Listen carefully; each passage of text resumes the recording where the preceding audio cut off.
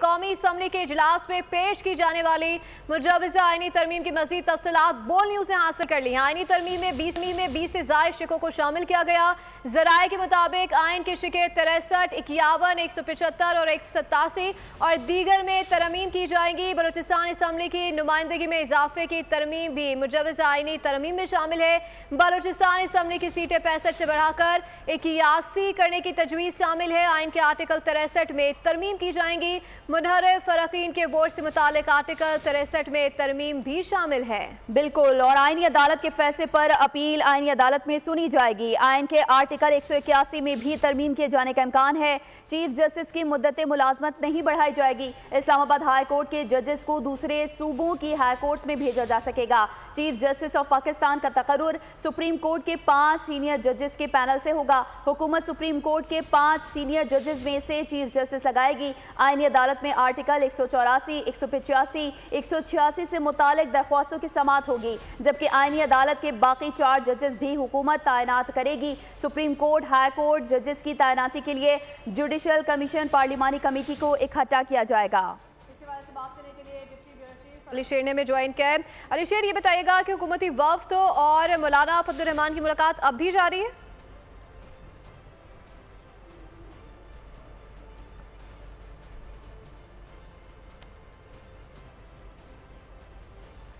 Deputy bureau chief Ali शेर से एक बार फिर रब्ता करने की कोशिश करेंगे। अपने नाजरीन को इस वक्त ताज़ा तरीन सूरत हाल से अपडेट कर रहे हैं। कौमी असम्बली के इजलास में पेश की जाने वाली मुजवज़ा आईनी तरमीम की मज़ीद तफसीलात बोल न्यूज़ ने हासिल कर ली हैं। आईनी तरमीम में 20 से ज़ायद शिकों को शामिल किया गया।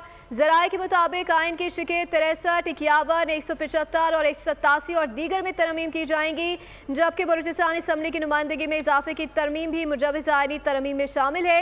बलूचिस्तान असम्बली की सीटें 65 से बढ़ाकर 81 करने की तजवीज़ शामिल की गई है।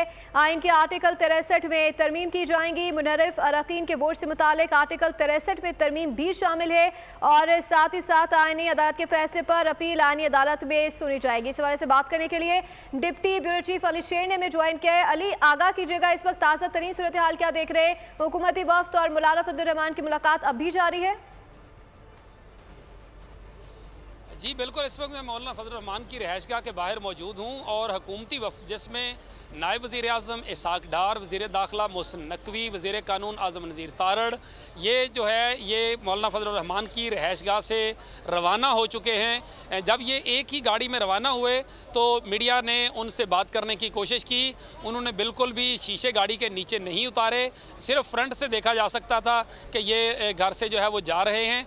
किसी किस्म की उनके जो फेस रीडिंग हमने बतौर जर्नलिस्ट फील की, उस पर खुशी के कोई तासरात नहीं थे कि जिस तरह कोई कामयाबी के बाद जो है वो उनको कोई कामयाबी मिली हो तो वो उस पर खुशी का इजहार करें। इससे पहले ही हम ये खबर दे चुके हैं JUI के ज़राए के मुताबिक कि मौलाना फजलुर रहमान ने हुकूमती वफ़द को जो है अपने तहफ़्फ़ुज़ात जो दूर नहीं किए गए उनसे आगाह किया है और कहा है कि ये तहफ़्फ़ुज़ात जो हैं आपने जो आपको दिए गए थे आपने उनको दूर नहीं किया है। और जो ड्राफ्ट मौलाना फजलुर रहमान के हवाले किया गया था उसमें कुछ ऐसी शिक्कें थीं जिनके ऊपर मौलाना फजलुर रहमान को एतराज़ था और जो मौलाना फजलुर रहमान की पॉलिटिकल जो हिस्ट्री है उसको जो मैं जानता हूँ उसके मुताबिक यही सिचुएशन थी कि मौलाना फजलुर रहमान जो है वो इन शिकों को नहीं मानेंगे। वो अदलिया से मुतल्लक नहीं है ज़्यादा, वो दीगर कुछ इशूज़ हैं जिनका हिसास इशूज़ से मुतल्लक है। तो उस तरह से मौलाना फजलुर रहमान ने हमारे ज़राए के मुताबिक, JUI के ज़राए के मुताबिक इनकार कर दिया है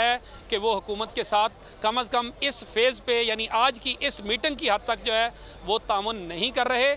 इसका जो ही ये यहाँ से हुकूमती वफ़द जो है वो रवाना हुआ तो इसी दौरान JUI और PTI के दरमियान राब्ते हुए हंगामी तौर पे और वहाँ पे PTI बैरिस्टर गौहर, असद कैसर, शिबली फराज इनके आपस में इजलास हुआ शार्टली और बैरिस्टर गौहर को ज़िम्मेदारी दी गई कि वो ख़ुसूसी कमेटी के इजलास में शिरकत करें। PTI के बाकी अरकान जो हैं वो वहाँ पे रहें और असद कैसर और शिबली फराज जो हैं ये दोनों मौलाना फजलुर रहमान की रिहाइशगाह पर पहुँच चुके हैं। इस वक्त असद कैसर साबिक़ स्पीकर, रुकन असम्बली PTI और इसके साथ साथ अपोजिशन लीडर जो हैं सेनेट में जो शिबली फराज हैं वो यहाँ पे एक गाड़ी में मौलाना फजलुर रहमान की रिहाइशगाह पहुँचे हैं और इस वक्त उनकी मौलाना फजलुर रहमान से मुलाकात जारी है। ये इस बात का अंदिया है कि PTI वाले जो हैं वो मौलाना के पास आए हैं और वो उनसे जानना चाहते हैं कि हुकूमत ने उनकी कौन सी बात मान ली है और कौन सी नहीं। इस बात का भी भरपूर चांस है कि मौलाना फजलुर रहमान वो ड्राफ्ट अब PTI के साथ शेयर कर दें, जो कि हुकूमत ने मौलाना को तो दिया है लेकिन PTI को वो ड्राफ्ट जो है वो नहीं दिया है। इस तरह से जो ड्राफ्ट PTI से मौलाना फजलुर रहमान पिछली 2-3 मुलाकातों में मांग रहे थे और PTI सिर्फ उस आईनी ड्राफ्ट की जो सेलिएंट फीचर्स थे उनको बता रही थी, तो आज मौलाना फजलुर रहमान जो है वो बायस बनेंगे कि PTI के को जो है वही ड्राफ्ट जो हुकूमत की तरफ से मिला है वो उनके साथ शेयर करें। और यहाँ पे PTI वफद का आना और यहाँ से हुकूमती वफद का एक तरह से बज़ाहिर मायूस लौट जाना जो इस बात की अलामत है कि मौलाना फजलुर रहमान जो है वो अब तक हुकूमत से नहीं माने हैं। मियां नवाज शरीफ के बारे में भी ये इतलात हैं कि शायद एक आखिरी कोशिश जो है मुस्लिम लीग नून के कायद मियां नवाज शरीफ मौलाना फजलुर रहमान को मनाने के लिए करें, ताहम ये कब तक हो सकता है इसके बारे में अभी नहीं कहा जा सकता। वज़ीर-ए-आज़म शहबाज शरीफ जो हैं उनकी सी भी बात हुई है मौलाना फजलुर रहमान की, जब ये हुकूमती वफद यहाँ पर मौजूद था। हमारे ज़राए के मुताबिक आज़म नज़ीर तारड़ जो हैं उन्होंने अपने फ़ोन से वज़ीर-ए-आज़म शहबाज शरीफ और मौलाना फजलुर रहमान की बात कराई। वज़ीर-ए-आज़म शहबाज शरीफ ने मौलाना फजलुर रहमान को जो उनके मुतालबात थे उनको एड्रेस करने के हवाले से बताया कि उन्होंने कौन कौन से मुतालबात उनके जो है वो आईनी तरमीम में शामिल कर लिए हैं। ताहम मौलाना फजलुर रहमान की जो ज़्यादा ठोस चीज़ें थी उनके हवाले से हुकूमत जो है वो कोई ज़्यादा ठोस यकीनदानी नहीं करा सकी, जिसकी वजह से मौलाना फजलुर रहमान अभी भी अपनी रिहाइशगाह पर मौजूद हैं। उधर कौमी असम्बली में खसूसी कमेटी जो है पार्लिमान के हवाले से, कॉन्स्टिट्यूशन के हवाले से, ऐवान को सहल चलाने के हवाले से उसका इजलास शुरू हो चुका है, उसमें बाकी नुमाइंदगी मौजूद है। यहाँ से JUI की जो रुकन है उस कमेटी की शाहिदा अख्तर अली वो भी यहाँ अभी पार्लिमानी पार्टी का जो इजलास है JUI का उसमें मौजूद हैं, वो यहाँ से रवाना नहीं हुई हैं। JUI का कोई भी मेंबर जो है वो इस वक्त पार्लियामेंट में नहीं है, बल्कि तमाम मेंबर्स जो हैं वो मौलाना फजलुर रहमान की रिहाइशगाह पे हैं।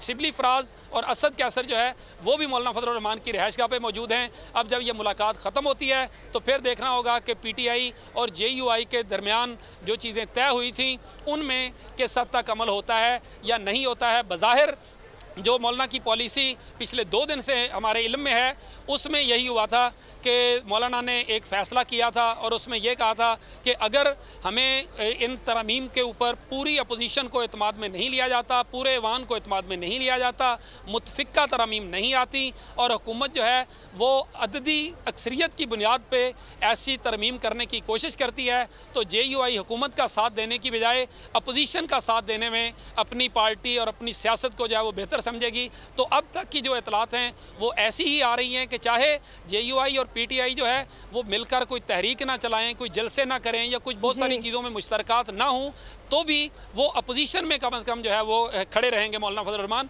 अभी तक की जो ताज़ा तरीन सिचुएशन है उसके मुताबिक मौलाना फजलुर रहमान जो है वो अपनी उसी पोजीशन पे खड़े हैं।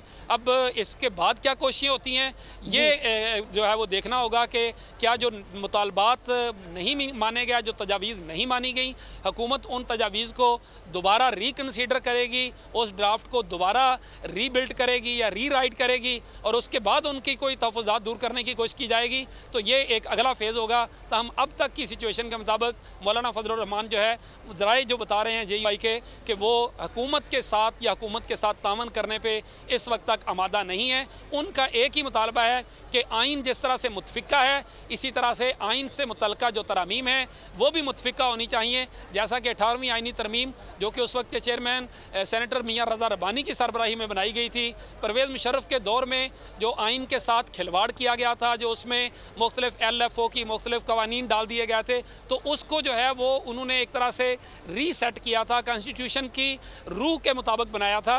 मौलाना फजलुर रहमान का यही मुतालबा है कि अगर अब भी आइनी तरमीम करनी है तो किसी भी जमात को नज़रअंदाज ना किया जाए, तमाम जमातों को एतमाद में लिया जाए और पाकिस्तान तहरीक इंसाफ जो है वो पार्लिमान की भी और पार्लिमान के बाहर भी एक बड़ी जमात है, उसको अगर नज़रअंदाज करके उससे ड्राफ्ट शेयर किए बगैर अगर अददी अक्सरियत की बुनियाद पर यह कानून साजी की जाएगी तो ये देर पा नहीं होगी, ये पार्लिमान की इज़्ज़त भी नहीं होगी और आइन जो हमारे बुजुर्गों ने मुतफिका तौर पर बनाया था 1973 में, उसके ऊपर भी सवालात उठेंगे अगर इस तरह की हम कोई ज़बरदस्ती किस्म की आइनी तरमीम अगर की जाती है। तो इस पे अब तक की जो मौलाना फजल रहमान की राय है, जो अब तक वो उसका ईवान में इज़हार भी कर चुके हैं, बल्कि उन्होंने ये क्लियर कट ये कहा था कि अगर हुकूमत, उन्होंने कहा था कि आइनी अदालती इस्लाहात के पैकेज आने की ज़रूरत है। मुझे इस बात से इत्तफाक है। आम आदमी आइनी केसों की वजह से सुप्रीम कोर्ट में उनको रुल गया है।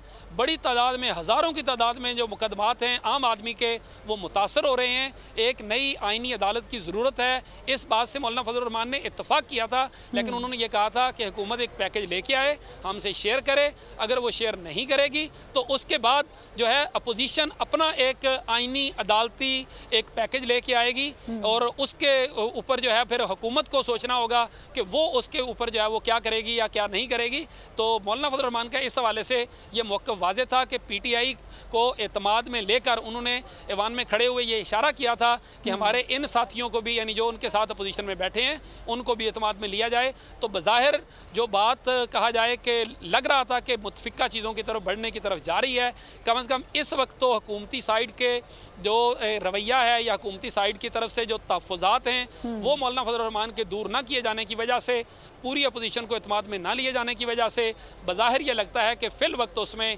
एक रुकावट आ गई है। ताहम खसूसी कमेटी क्या करती है? कल बिलावल भुट्टो ज़रदारी ने भी उस खसूसी कमेटी के ऊपर तनकीद की थी कि वहाँ पे पीटीआई ने जो रवैया अख्तियार किया है, फिर उसके बाद ख्वाजा आसफ ने तो ये तक कह दिया था कि इस खसूसी कमेटी को जो है वो ख़त्म कर दिया जाए, इसकी अब ज़रूरत क्या रही है जब पीटीआई का ये रवैया है। तो वो सारी सूरत हाल बनी थी। अब देखते हैं कि खसूसी कमेटी के चेयरमैन जो सैयद खुर्शीद शाह हैं, बड़े ही एक जहांदीदा, बड़े बैलेंस्ड पॉलिटिशियन हैं और वो पॉलिटिकल पार्टीज़ के दरमियान गुफ्तगू के हमेशा से कायल हैं, बातचीत से रास्ता निकालने के कायल हैं। वो किस हद तक तमाम सियासी जमातों को जो है वो इस आइनी ड्राफ्ट पे मुत्फिक कर पाते हैं, और फिर क्या आज हुकूमत जो है वो आइनी ड्राफ्ट का मुसवदा जो है वो पार्लियामेंट इसमें खसूसी कमेटी में पेश कर देगी। ये सबसे बहुत इम्पॉर्टेंट नुक्ता ये है कि क्या खसूसी कमेटी में ये नुक्ता जो है, ये बिल जो है, इसका ड्राफ्ट जो है वो पेश कर दिया जाएगा। अगर वो पेश कर दिया जाता है तो फिर तो ऑटोमेटिकली पीटीआई के पास भी चला जाएगा, बाकी पार्टियों के पास भी चला जाएगा, और अगर उन सब के पास चला जाएगा तो इसका मतलब भी खासे मुतहरिक दिखाई दे रहे। सब्सक्राइब करें और बेल दबाएं ताकि कोई खबर रह न जाए।